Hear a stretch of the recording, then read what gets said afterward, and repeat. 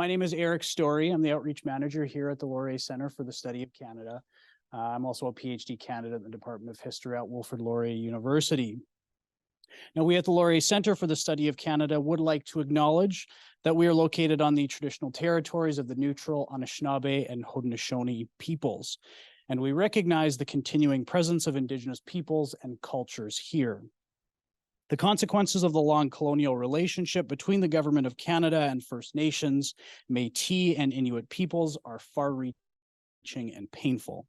We're committed to reconciliation through the establishment and maintenance of a mutually respectful relationship between Indigenous and non-Indigenous peoples. Now, before I get to introducing our speaker for this evening, which I'm very, very excited to do, we have just actually a number of announcements that I would like to share with you all. You can actually see it on the screen up behind me, but many of you know in this room, Terry Kopp, of course, one of the founders of the Laurier Center for Military Strategic and Disarmament Studies. He's actually just released a new website, CanadaInItaly.ca, tracing Canadian soldiers' experiences in Italy from 1942 onwards. Some of you also may have seen, we posted it earlier today, that the C.P. Stacey Prize winner has been announced. And the C.P. Stacey Prize, of course, is awarded annually here out of the Laurier Center for the Study of Canada for the best book in Canadian military history. And the award winner for this year was David Wilson. I believe he is in Toronto. He's the director, I believe, of the Dictionary of Canadian Biography, if I'm not mistaken, and I'm sorry if I got those biographical details wrong, David, if you are in the audience. But his book, A Canadian Spy Story, Irish Revolutionaries and the Secret Police, was awarded Best Book for the 2022 calendar year. So we very much would like to congratulate David for an excellent book, and he will give a talk at our colloquium in the spring this year based on his book and his research. So we do hope to see you come out to that later on, later next spring, I suppose. Those are all the announcements I have. I wanted to get those out of the way first so that we can focus, of course, on our event this evening with Dr. Kyle Falcon. Dr. Kyle Falcon is a historian of the British Empire whose research focuses on the role of spiritualism and psychical research in the era of the Great War. He received his MA and PhD from Wilfrid Laurier University, and his book, Haunted Britain, Spiritualism, Psychical Research, and the Great War, was released by Manchester University Press earlier this summer, and which we have available here tonight for sale, and which you can buy at the end of Kyle's talk. And for those who are tuning in on Zoom, I looked at the wrong place for the camera. We've moved the camera there. I just see that now. So for those on Zoom who are interested in buying Kyle's talk, we will share the discount code with you to get 30% off the price that you see on the Manchester University Press's website. Now, tonight, Kyle will be, of course, sharing some research that he did for his book, Haunted Britain. Before I turn it over to Kyle, I think it's important to acknowledge, too, that Kyle is a really important member of the Laurier Center for Military Strategic and Disarmament Studies when it was that name. He did his PhD a number of years ago now. I think he finished in 2018, 2019. But for many years before that, he was an integral member of the Military Center. And we'd all like to thank him for all of his excellent work at the center with us over the past few years, because he's very much, his work has very much come to embody all of the great things that we do here at the center now as the Laurier Center for the Study of Canada. But I will not speak any further. Without any further ado, let me turn it over to Kyle Falcon for his talk tonight. We're all very much looking forward to it. Thanks. Thank you, Eric. Yeah, so I was with the LCMSDS back when it was the LCMSDS for many years, about 12 years, I think. So it's an honor to be on this side of the podium. So I'm here tonight to talk about my book, Haunted Britain. There we go. So this is a book about people who were haunted. People who were haunted by the prospect of death, haunted by grief. In some cases, they're haunted by guilt. In a nutshell, it's about a segment of the British Empire who, due to their experiences during the Great War, turn towards the spiritual. They have strange, abnormal experiences. They see the ghost of their loved ones in dreams. They have premonitions of coming death. They see spirits on the battlefields. And they come out of this experience essentially contributing to a new spiritual movement, a spiritual revival in the 1920s and 1930s. I first became interested in this topic about 14 years ago. I was in an undergraduate seminar in North Bay, Ontario, and we were reading with interest Will R. Bird's Ghosts Have Warm Hands, and I'm sure there are people in the audience tonight and who online who are quite familiar with Will Bird's story. But for those who aren't, essentially what happens is Bill is serving with the Canadians in the First World War. In 1917, he goes on sick leave. He misses the Battle of Vimy Ridge, and he returns a few days later from sick leave. And he's kind of wandering the front, looking for somewhere to sleep. It's getting late, it's getting dark. He needs to rest, and he's kind of signaled in by two of his comrades into a shelter. And so he falls asleep in the shelter amongst these two men, and he's awoken in the early hours of the morning by a tug at his arm. And he looks up and he sees his brother Steve. And this is very strange because Steve went missing in 1915, was presumed killed.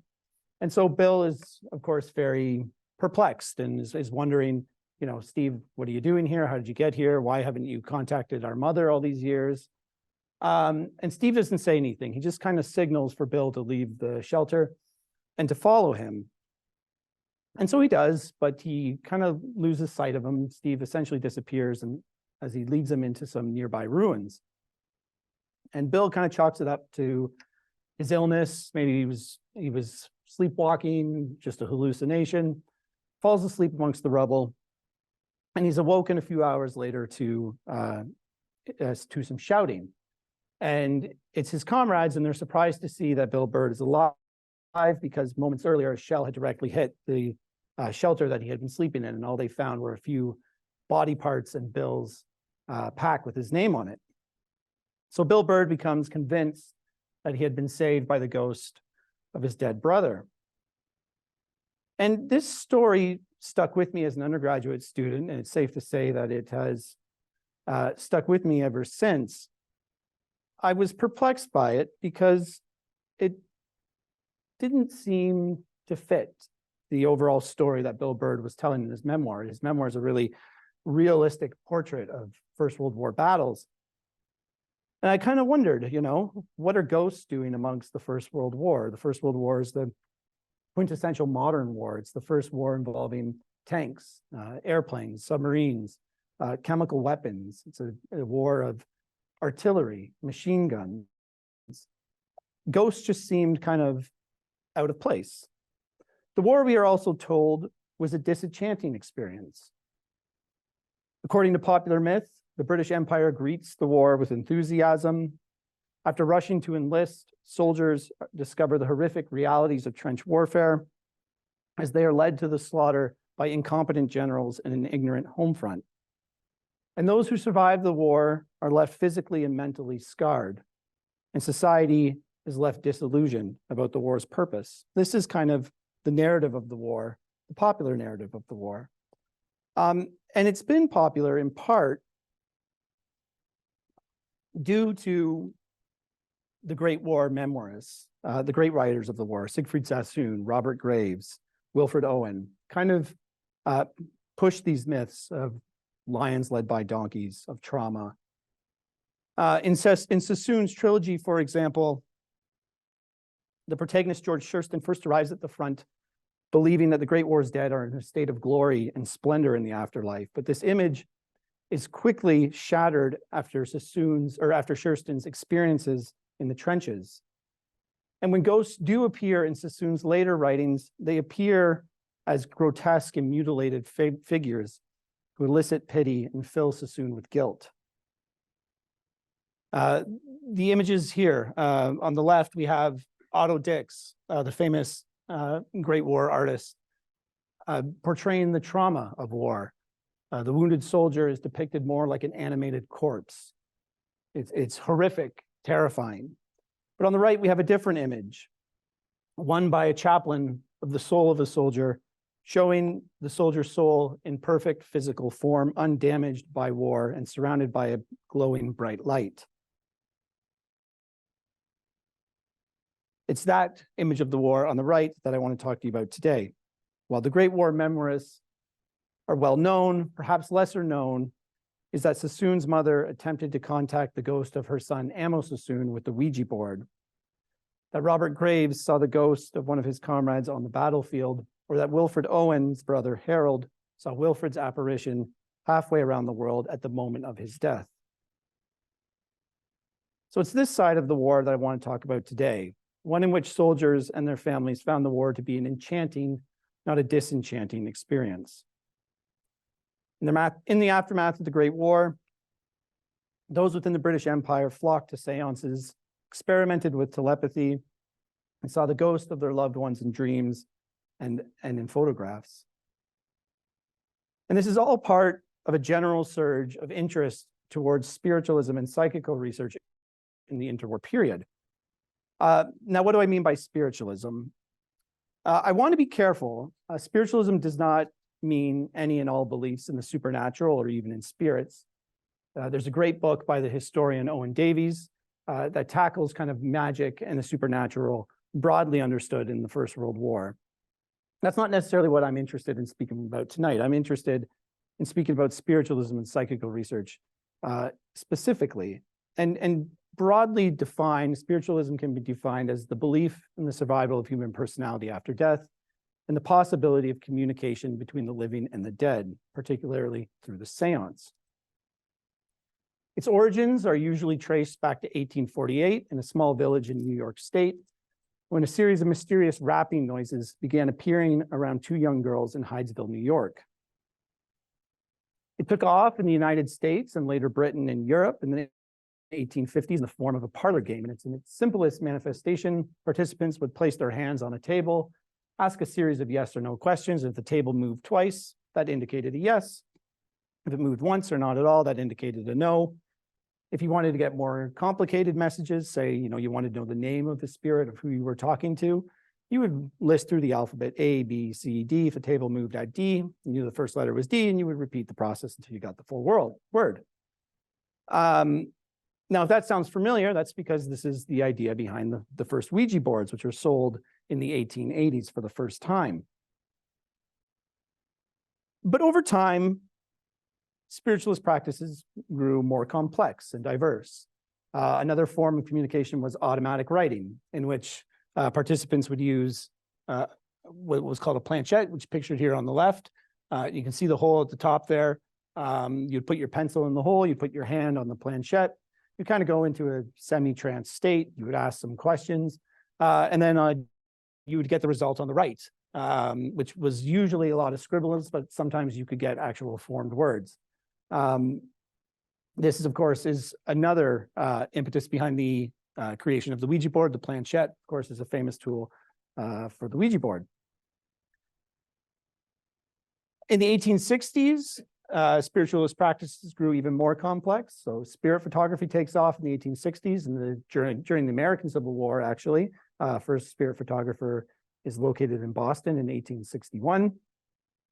And in spirit photography, a client would meet with a medium and a photographer. Sometimes it was the same person. Sometimes they were separate roles. There was usually some sort of kind of ritual beforehand. Some hymns were sung, some prayers were done. The medium would go into trance, kind of open the connection to the other world. And then the photographer would take a picture. And when the pictures were developed, there'd be faces floating above. But the most preferred method of spiritualism, or the most common practice, was, of course, the seance, wherein a medium, who was almost always a woman, would enter into a trance and claim to establish connection with the other world. And then you can have actual back and forth conversations with the spirits rather than kind of doing it through a planchette or through table rapping. This, you could have actual full-on dialogue. And over time, these seances became very elaborate. They started producing physical phenomenon. Mediums could play instruments from a distance. They could materialize objects on a table. Some mediums even claimed to be able to manifest a spirit that would emerge outside of the medium's body and walk around and interact with the participants. And after these seances, the medium would be found to kind of exude this strange substance you can see on the right here, which was called ectoplasm. If anybody's ever seen the Ghostbuster movies, there's a lot of talk about ectoplasm. It's supposed to be the physical remnants of the spirit. And of course, in reality, it was just cheesecloth. But it's in this context of kind of physical phenomenon that scientists begin showing an interest in spiritualism. In the latter half of the 19th century, discoveries in biology, geology, biblical criticism, they begin to challenge kind of traditional Christian interpretations of the cosmos. And so significant portions of Europeans and North Americans, they begin to turn to spiritualism as sort of an alternative or complement to their faith. In the seance room, the afterlife could be observed, empirically measured, tested. You didn't have to rely on scripture or faith. And notable spiritualists at the time include the co-discoverer of natural selection, Sir Alfred Russel Wallace, the discoverer of the element thallium, Sir William Crookes, and the Nobel Prize winner, Charles Richet. And even those who didn't profess to believe in spiritualism, many scientists would still find themselves participating in seances. Charles Darwin, Thomas Huxley, Marie Curie, all attend seances. And it's because of this academic interest that in 1882, a group of academics formed the Society of Psychical Research, or the SPR, specifically to take these things seriously and to see if there's any sort of scientific validity behind the claims of spiritualists and psychics. And their goal was essentially to test various hypotheses regarding the latest claims of spiritualists. It boasts a prestigious membership, including Sigmund Freud, the father of American psychology, William James, and the British physicist, Sir Oliver Lodge. But the SPR's most important cultural contribution, or at least its most lasting cultural contribution, was definitely the coining of the term telepathy, which they coined in 1882. And scientific interest in telepathy may seem strange to us today, but at the time it kind of actually made perfect sense. And there's discoveries such as wireless telegraphy, the telephone, radios.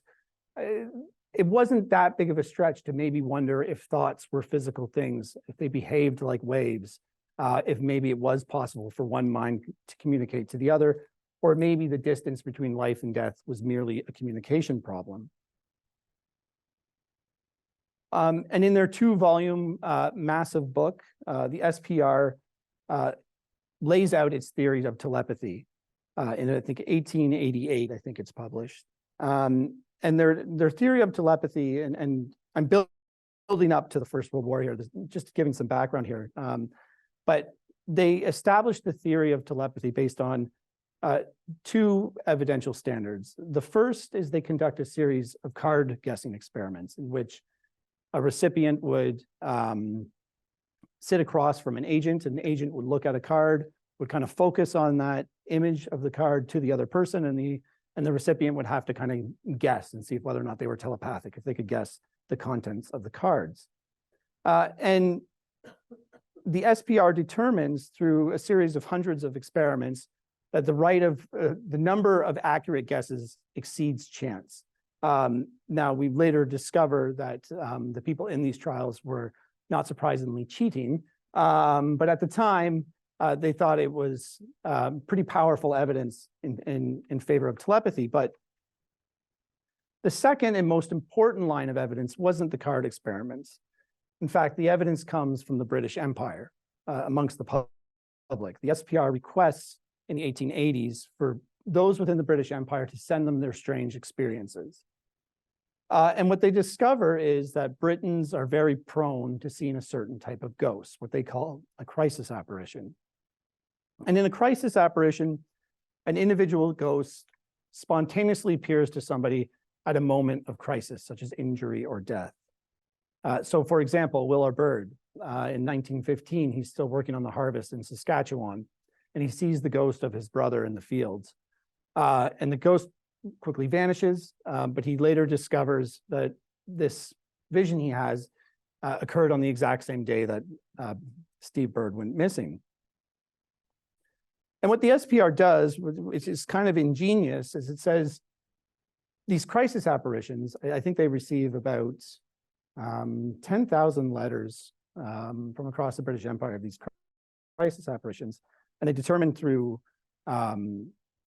statistics that about 1% of the British public will have experienced this once in their life. So it's incredibly common and incredibly popular. And every time I give this talk, I usually hear afterwards from somebody in the audience who tells me a very similar story from the war. They were quite ubiquitous. But what the SPR does with these stories is they say these aren't ghost sightings in the traditional sense. People aren't actually seeing ghosts. What they're experiencing is telepathy, meaning that when somebody is injured or killed, their subconscious is sending out this message to their loved ones that, hey, I've been injured or killed. And the receiving mind receives that message, and the brain translates it into some sort of image that can be seen, like a hallucination or dream. And so the SPR's kind of brilliant solution is to say, this is telepathic phenomenon. And the reason why this is important and why I kind of engaged in this long history is because when the war breaks out, this idea of the crisis apparition, it's ubiquitous in the culture. The concept of telepathy has reached the popular culture in books, especially. And so when the war breaks out, the SPR receives a flood of these experiences. And you can go to the SPR's archives, or you can access their journals online. And there's dozens of these experiences. So for example, on the 26th of March, 1918, just days after the Germans launched their deadly spring offensive, one woman, Marion Macklin, is in and out of sleep when she has a strange experience. While lying in bed, she could hear footsteps along the veranda outside her bedroom window. Assuming it was her son, David, on leave from the Western Front, she hurried outside to greet him, although she never physically left her bed. But there she could see what looked like her boy dressed in khaki and wearing a Tim helmet. The figure quickly vanished, but Marion was certain it was her son. A week later, a War Office telegram arrived announcing that David had been killed on, you guessed it, the 26th of March, the same day of her experience. But others experimented with telepathy in the war, and I share some of these experiences in my book. For example, one woman noticed that her daughter would unexpectedly explain what her father was doing at the front. Suspicious that her daughter and her husband shared some sort of telepathic bond, this woman began recording her daughter's utterances and her experiences, and then she would ask her husband in letters, hey, were you doing this? Were you doing that? And she determined that, yes, indeed, her daughter was telepathic. Another experience from my book, Olive Field, a British woman, tried to establish a telepathic bond with her husband. At 9 p.m. every night, the two would think intensely of each other. And the reason why they did this was because they wanted to establish a bond with one another, that so if something were to happen to him, he would be able to send a crisis apparition. And in fact, there were even tools sold on the home front for this very purpose. The so-called yoga agency sold yoga crystals that were advertised to help establish telepathic messages that might go dormant in your subconscious. As the advertisement stated, a thought wave intensified by the knowledge of the instant severing of the ties of love and relationship can transcend time and space. A yoga crystal will help enable you to develop and read these messages. I think as strange as some of these, or maybe they went a little too far with the yoga crystals, but I don't think it's hard to imagine why such experiences were so common across the British Empire. In some cases, especially in Dominion nations like Canada and Australia and South Africa, Loved ones were separated by thousands of miles from soldiers. They had to rely on imperfect communication, letters that could sometimes be delayed by weeks. And they were in a constant state of anxiety, cognizant of the fact that their loved ones could die at any moment. The War Office telegram, which notified people when somebody had passed away, was very impersonal. But telepathy, on the other hand, offered intimacy, could provide reassurance that in his last moments alive, the soldier was able to say one final goodbye. And this general fear of the unknown also stimulates a widespread interest in divination. In fact, there is a prophetic revival in 1914.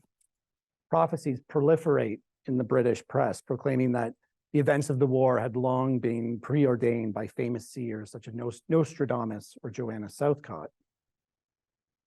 In fact, one author counted 83 prophecies alleged to have predicted the outbreak of the war. And of course, the central message of all of these prophecies was always the same.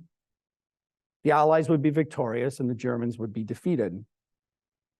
Others claimed that the Kaiser was the incarnation of the Antichrist, who dabbled in dark magic and whose minions massacred priests, women, and children without regard.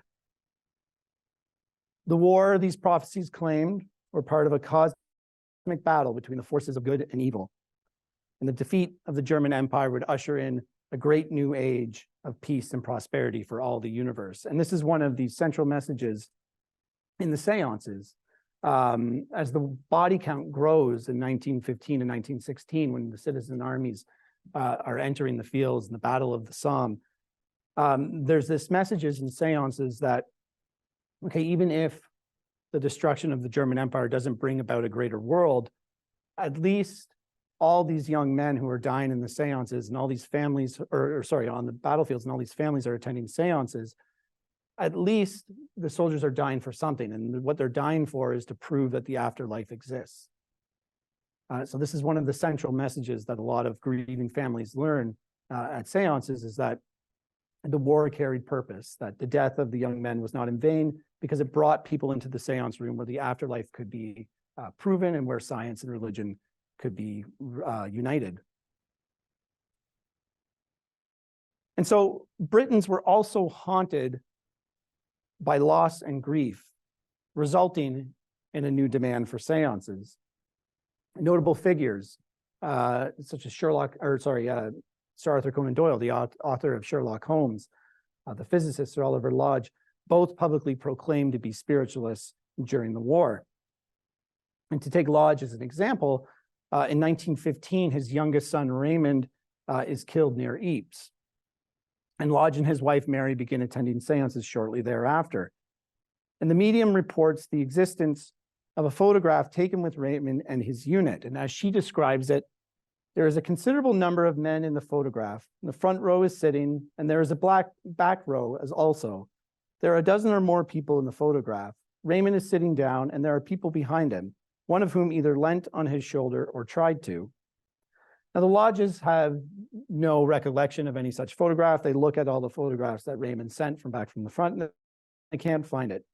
So what they do is they send letters to Raymond's comrades, asking if any such photograph exists. And sure enough, they receive this one in the mail, exactly as described by the medium. And so this is powerful evidence for them that there is something behind spiritualism. And in 1916, Lodge publishes his book, Raymond or Life and Death, containing these seance communications. And the book is a bestseller. It goes through about a dozen reprints by the end of the war.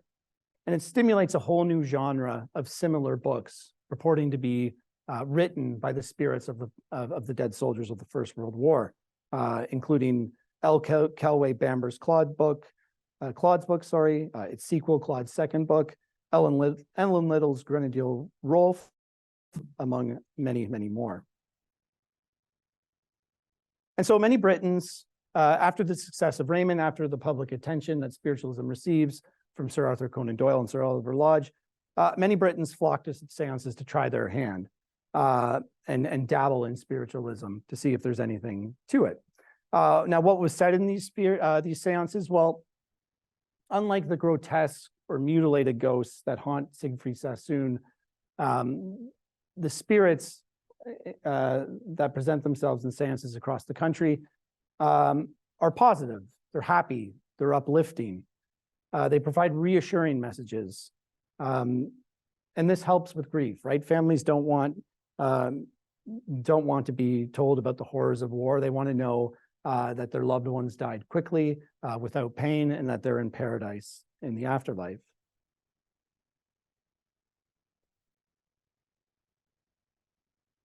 Now, who attended seances?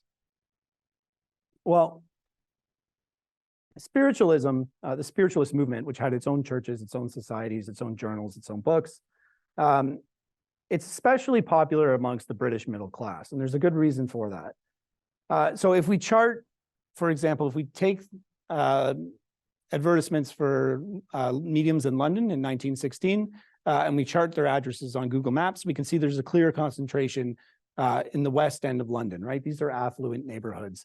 The East End of London, where the working class neighborhoods are, there's no mediums there. So we know that spiritualism was particularly well established within the middle class by 1916. And it remains very much a middle class movement into the interwar period. And the reason why that is, well, for starters, the war targets the middle and upper classes disproportionately. These classes have higher enlistment rates, and their members were most likely to be commissioned as officers. And officers, in turn, were twice as likely to be killed than all other ranks. The historian Jay Winter calls this the slaughter of the elite. Sir Oliver Lodge calls it a reverse natural selection. So it's very clear by the end of 1916, and especially into 1917 and 1918, after the German Spring Offensive, that the war is wiping out the children of the elite. And so it creates a sort of cultural anxiety amongst these families, right? The future was intended to be made for their children, and most of them are dying in the war. And the war also occurs at a moment when these families had grown unaccustomed to the death of their adult children. In 1870, for example, the death rates for English and Welsh males aged 5 to 19 was 19.3 per 1,000. And in 1900, that number had declined almost by half to 10.2. Sir Oliver Lodge, Sir Arthur Conan Doyle, I think Lodge had 12 children. All of them lived to adulthood. The first of his children to die is Raymond during the war. And Sir Arthur Conan Doyle, I don't remember exactly how many he had, but I think he had about between 4 or 6. Again, the first of his children to die dies in the First World War. And the war deprives these privileged families of conventional death rituals. So the Imperial War Graves Commission, which was founded to bury and commemorate all of the British war dead, proclaimed an equality of treatment, meaning that all bodies were to be buried on the battlefields where they were found and given the same modest headstone. And this was specifically designed to prevent wealthy families from repatriating their remains or by erecting elaborate tombstones that would overshadow the sacrifices of the lesser or of the lower ranks. So if you take a walk through your local cemetery, of course, it's very obvious, especially if you look through the 1800s and early 1900s, it's very obvious which families came from wealth and status. They have these massive tombstones that overshadow the ones around them. And that's exactly what the Imperial War Graves wants to prevent happening on the Western Front. You can see the picture here of Tynecott Cemetery. They're all the same headstone. And the war disrupts conventional death rituals in other ways as well. In the immediate days following death, it was customary to lay the body out for a viewing, and this was precisely so you could confront the fact of death. But during the war, half of the British Empire's war dead have no known grave. Bodies are eviscerated by shell fire, or they're swallowed into the earth by artillery bombardments. The Commonwealth War Graves Commission, the successor of the Imperial War Graves Commission, for example, cites 187,744 unidentified burials and 525,000 300,060 missing. That's over 300,000 bodies that simply vanish into thin air. The historian Jay Winter calls the Great War a vanishing act.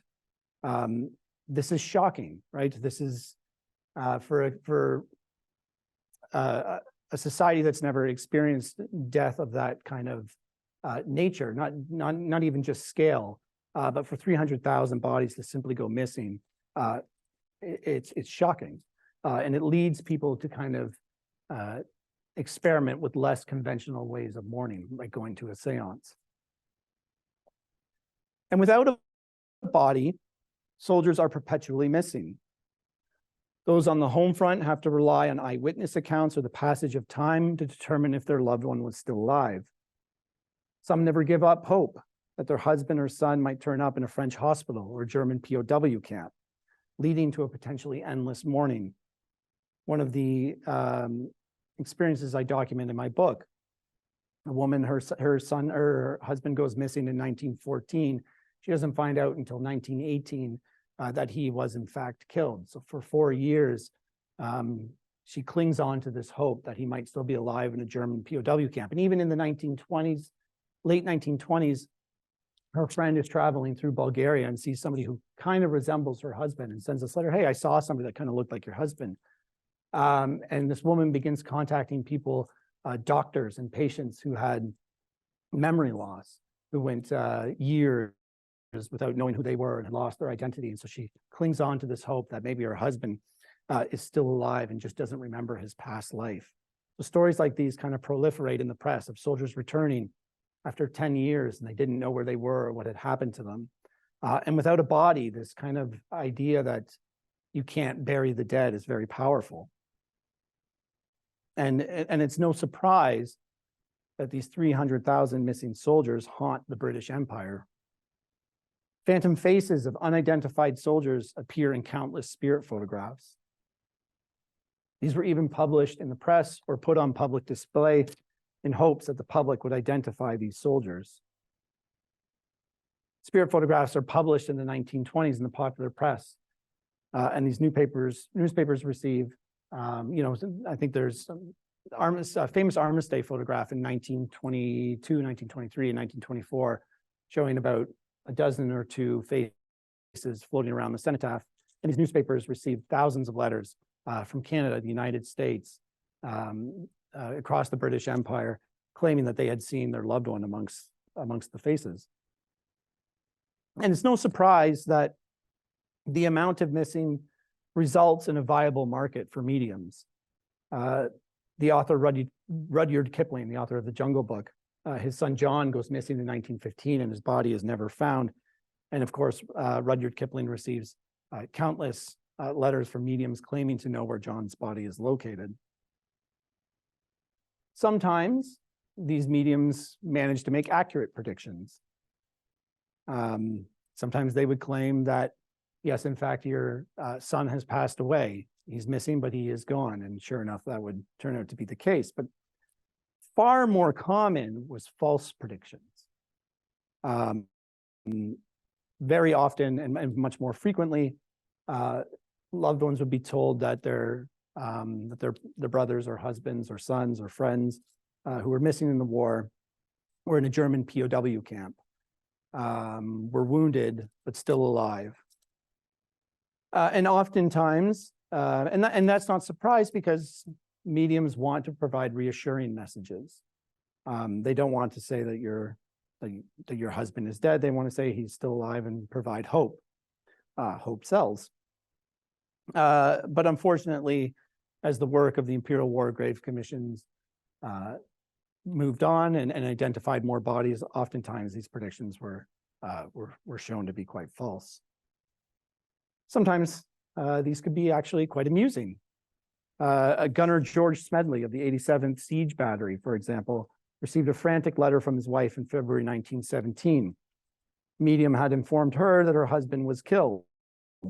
A very much alive Smedley wrote back to his wife, advising her to please stop attending seances.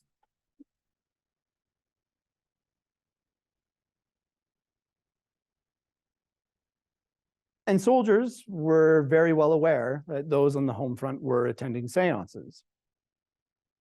Sometimes it was the target of trench satirists. Trench newspaper of the 14th Canadians, the RMR Growler, for example, included a seance between Mary and the spirit of her husband, John. Are you happy, John? Oh, very happy, Mary. Are you happier than when you were on earth with me, John? Oh, yes, Mary, much happier. Why? Where are you? I'm in hell, Mary. Spiritualists also served at the front. Like I said, this was a movement that established its own churches, its own societies. Far more frequent were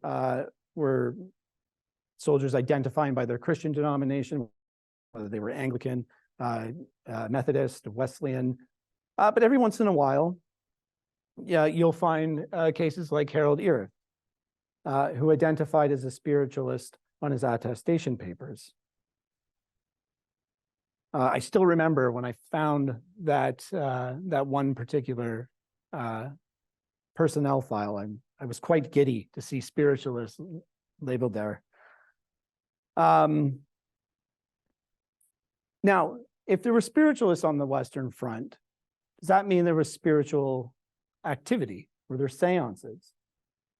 Since I started this research about 7 years ago, I have been obsessed with trying to find some sort of example of spiritualist activity on the Western Front. Tim Cook has a great article, I think it was written in 2014, about a group of soldiers who, after reading Sir Oliver Lodge's Raymond, conduct a telepathic experiment on the front using a blindfold. And I've been so envious of Tim Cook for finding that experience.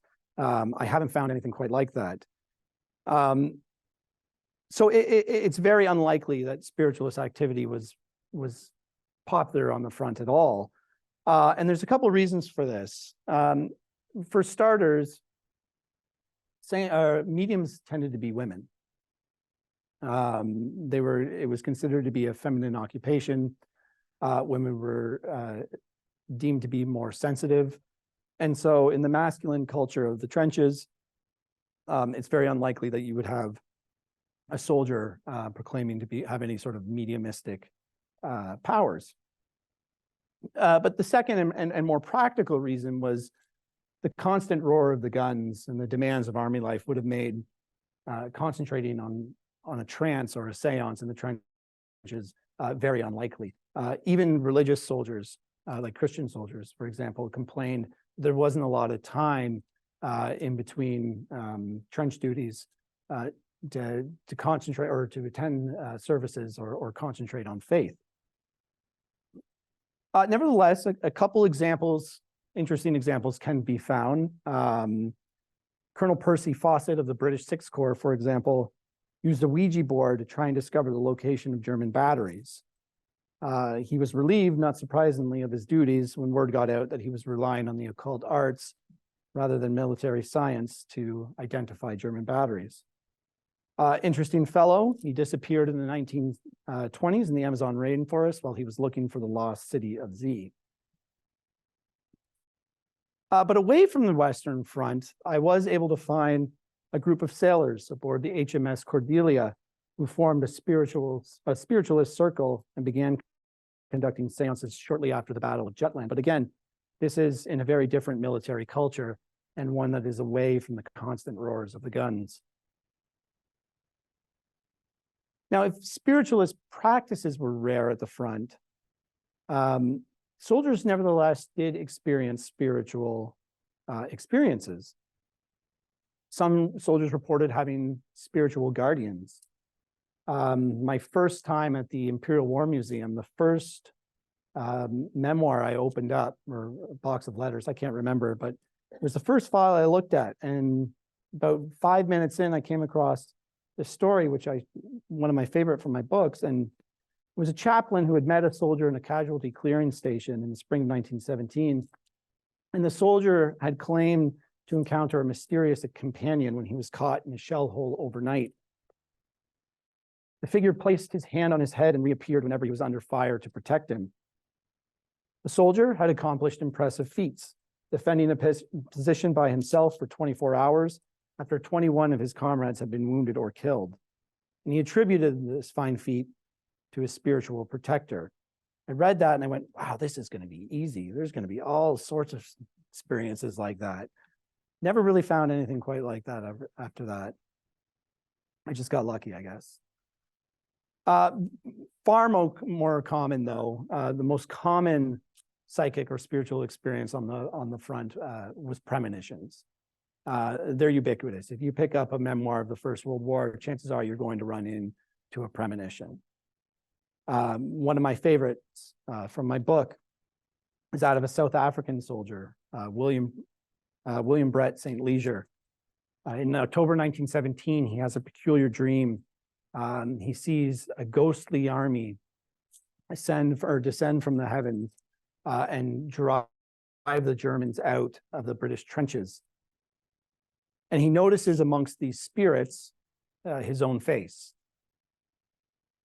So he wakes up the next morning and he becomes convinced that he's going to be killed in the German spring offensive in 1918. There's all these rumors that the Germans are going to launch a major offensive in the spring of 1918. And St. Leger becomes convinced that he will be killed in the spring. Now, St. Leger was an interesting case because he had been in the trenches since September 1916.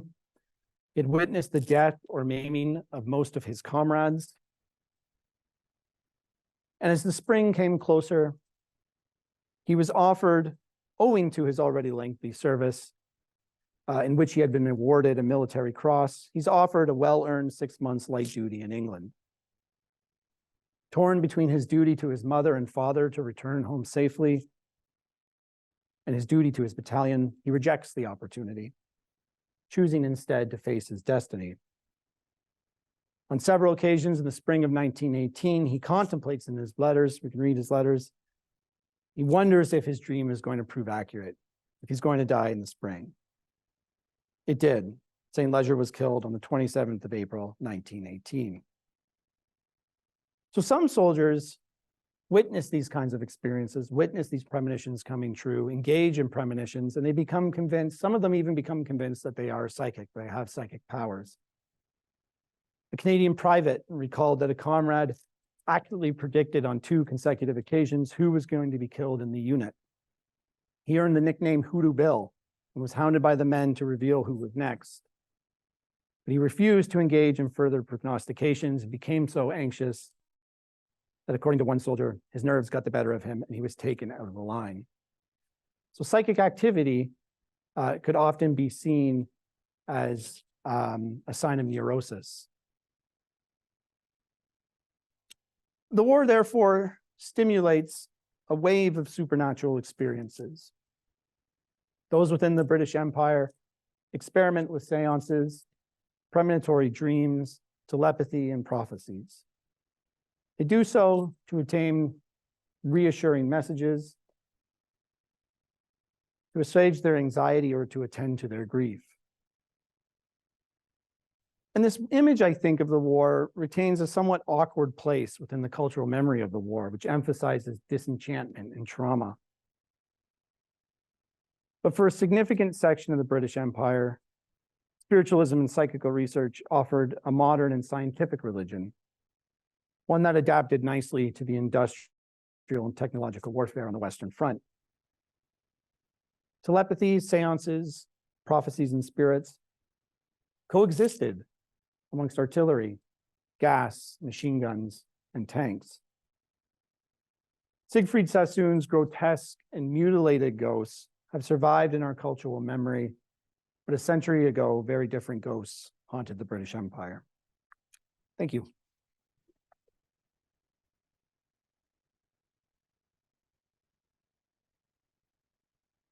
Well, Kyle, thanks so much for an excellent talk. No surprises there. Like we usually do, we're going to proceed to a question and answer period, but what I'm going to do is we're going to move between the in-person audience here and then the audience on Zoom. I'm going to start with questions here in the room, but in the meantime, for those who are out on Zoom, do put your question into the question and answer function because we do want to hear from you. But yeah, does anyone here in the room have any questions for Kyle in his presentation tonight?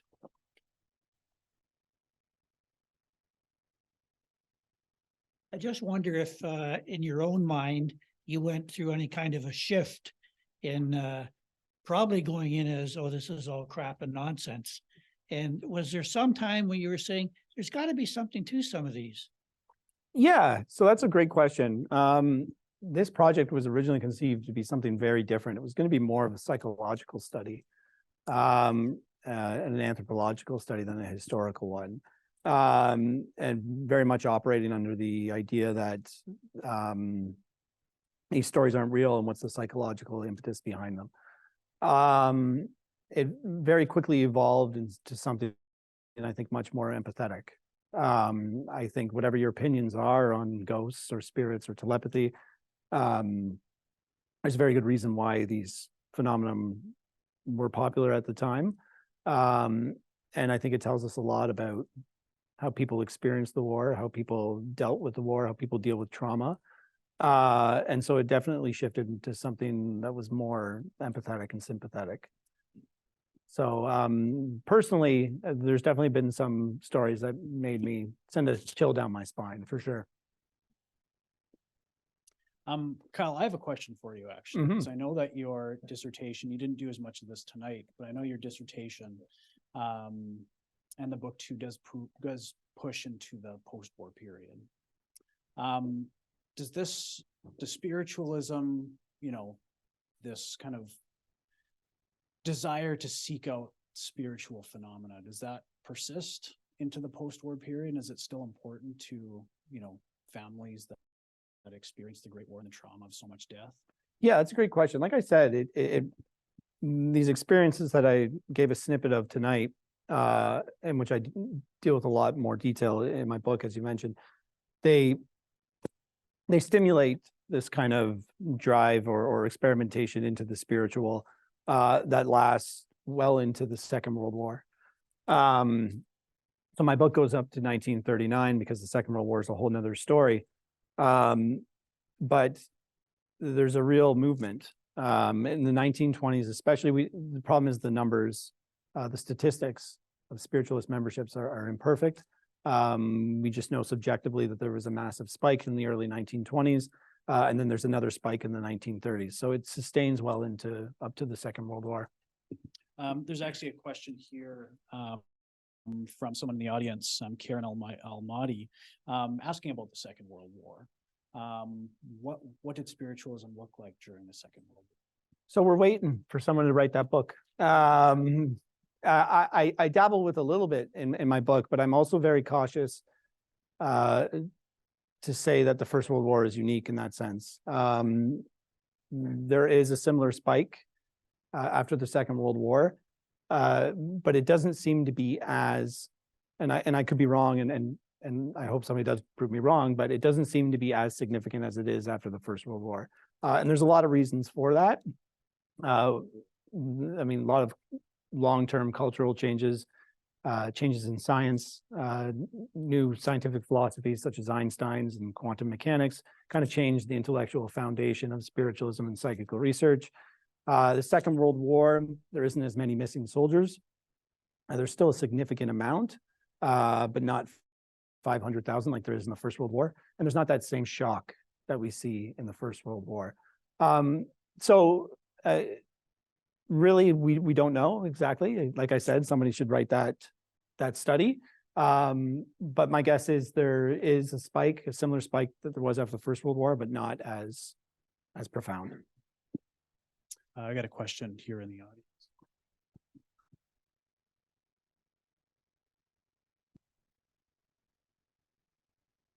Really terrific talk, Kyle. Really interesting material. So great. Congratulations.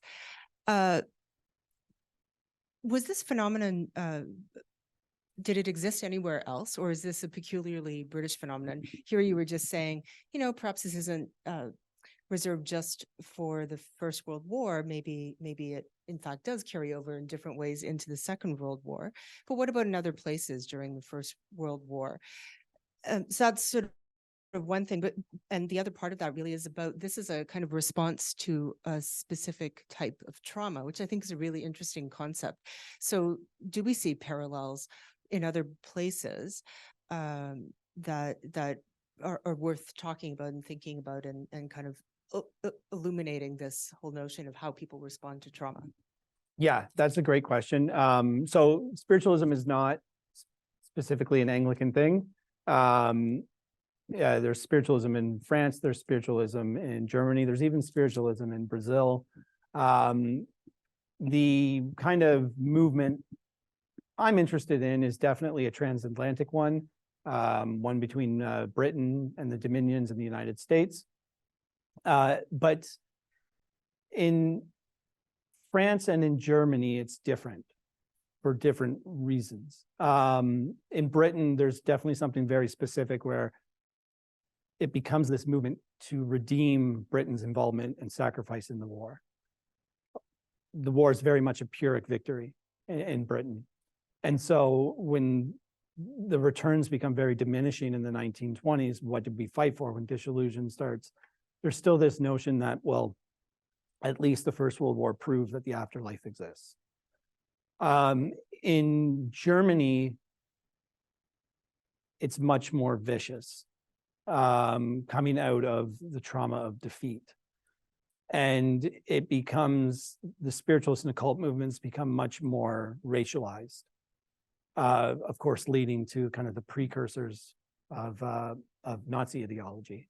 A lot of these occultists end up becoming some of the first Nazis, or share some of the kind of racial ideology that the Nazis had. So context really matters. Like you said, how different societies experience that trauma of the First World War. So spiritualism is definitely not a national thing, but it has national colors. I got a few questions about technology, Kyle, so I'll try to bring them together for you. They're coming from Alec Mavera and Alex Suchin, actually. Oh, nice.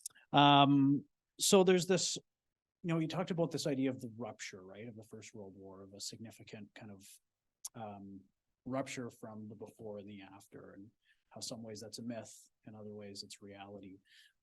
In regards to technology, is spiritualism a total rejection of technology? I know that there's this relationship to science, but in terms of machines, machine technology, thinking about radios coming into the 1920s, what is the relationship between kind of technology and, or I guess, emergent communications technology and spiritualism?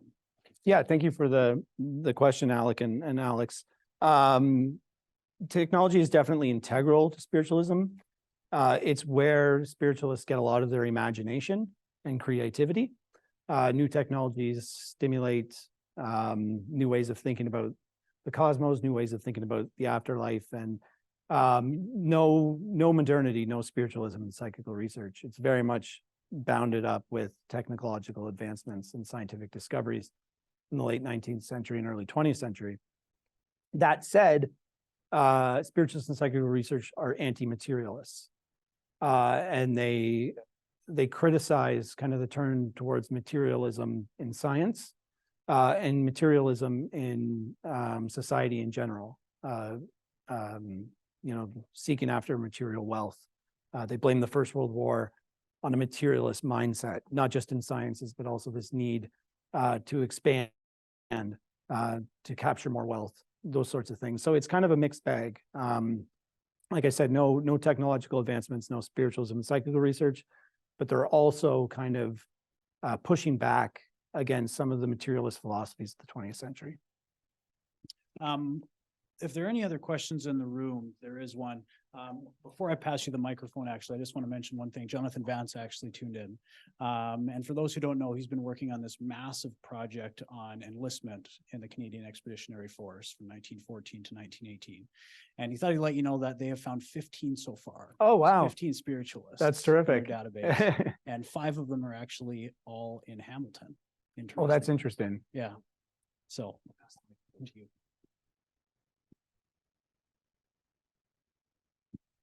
So you mentioned that there were a number of people who were operating as spiritualists and they were advertising in the newspapers. So I'm wondering, perhaps were all of their intentions true, or did they have a home industry going and they were actually encouraging, promoting as entrepreneurs, this belief in spirituality and contacting the dead? Yeah, that's a good question. It's tricky Yeah. because we can't get into their heads, right? I would say the lines between deliberate deception, deliberate fraud, self-deception, belief are very thin and very hard to find sometimes. That said, there's a whole chapter in my book devoted to fraud, and that's the ugly side. With spirit photography in particular, where it's quite obvious to modernize what's fraudulent and what isn't, there's this whole pushback in the press once they release these images to the popular audiences. They receive a lot of pushback by stage magicians like Harry Houdini, who say, well, we can produce these spirit photographs and we're not mediums. And that creates a lot of pushback from the British public, who are really on guard against profiteers and people profiting off the grieving and the war dead and stuff like that. So in the 1920s, it does get really ugly. And that's when kind of the dreams of these spiritualists to establish this new age of spirituality is really kind of met with the real world. And there's definitely a lot of pushback. And yeah. There's a question here from Matt Wiseman, Kyle. And he really picked up on this idea of kind of gendering the seance and mediums. He asks, was this because women were on the outside of quote unquote real science? Is that why they are taking the place of mediums? Yeah, that's a really good observation. And that's definitely one of the reasons. A lot of women, especially in the aftermath of the First World War, who get involved in spiritualism, see it as an outlet to their intelligence and creativity, mostly amongst the psychical researchers who are studying the mediums and studying the seances. There's not as much space or room for them in the traditional sciences, but there is a lot of opportunity in the psychical research sciences, definitely. Yeah, that's a good observation. Yeah. Are there any other questions here in the room? I've got a few on Zoom, but I want to make sure I want to get everyone a chance to ask. Okay, so there's a question about leadership. And I know that you mentioned that spiritualism didn't seem, at least that's what you found, not very prevalent in the trenches. But was there any, I guess even beyond military leadership, political leadership, any discussions on the role of spiritualism during the war? The churches talk about it. The chaplains, definitely. They know what's happening on the home front. They know that there's an interest in the spiritual sciences and the occult arts and occult sciences. And there's definitely talk about whether or not this is good or bad. The Anglican Church in the 1920s and 1930s releases a report on the popularity of spiritualism. The Catholic Church denounces it during the war. And the reason why is they feel threatened because within the seance, everybody is kind of their own pope. So they see it as an attack on a potential attack on their spiritual and religious authority. So that's where most of the interest and pushback comes from. It comes from with religious leaders, not so much within the military itself. Yeah, it's much more prevalent amongst religious leaders. You mentioned that, it wasn't prevalent in the trenches, but did soldiers post-war get interested in spiritualism once they had come home to potentially, contact comrades that they had lost fighting in the war? Yeah, some do for sure. Yep. And I do have some of those experiences in my book as well. Some soldiers engage in seances while they're on leave. Some of them get messages from those on the home front, reporting from spiritualist mediums. Some of them read spiritualist journals. And yeah, some of them get involved in the movement after the war as well. Yeah. I've got a ton more questions, but again, I want to make sure there's enough room and enough time for those in the audience here. Anyone else have any questions here?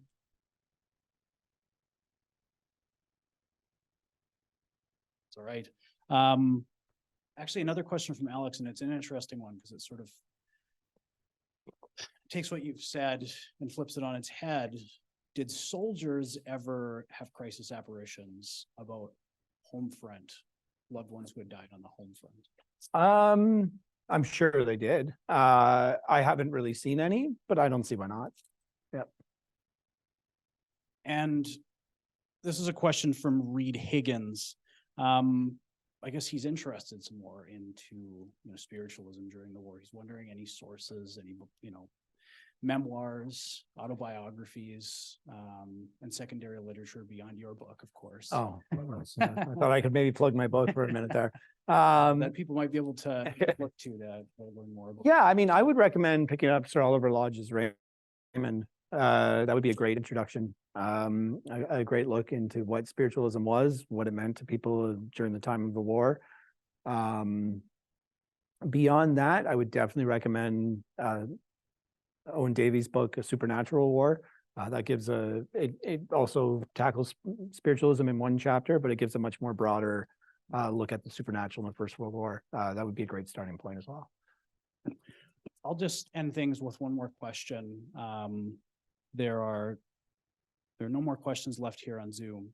So I'll ask this last one to you, Kyle. And I know that you've pushed back against this a little bit with this idea that, again, this rupture point, spiritualism seems in a lot of ways continuity from the pre-war period and the post-war period and through the war. But I guess the big question that we always ask with the First World War, is it transformative? With your research into this, spiritualism, but other research as well, would you say that the First World War is a transformative moment in Britain, but maybe even broader, say here in Canada? I mean, spiritualism had been around since the 1850s, so it's not new. So I think it's less to do with transformation and more with holding on to the past, especially in seance communications. Oftentimes the dead soldier fulfilled the role that they had in life, whether that be a providing husband, a dutiful son. They were there to reassure their loved ones. They were there to comfort them, reassure them that nothing had changed, that your relationship could continue in the seance room. Death was not the end. So, I mean, of course, there are moments of transformation and change, but I think that the story of spiritualism is more one of continuity than profound change. It's a traumatic moment or a moment of trauma or of shock when 500,000 soldiers go missing and 300,000 of their bodies vanish. But the reaction is to kind of cling onto the familiar. Yeah. I think it's an excellent place to stop. Kyle, thank you so much. Thank you.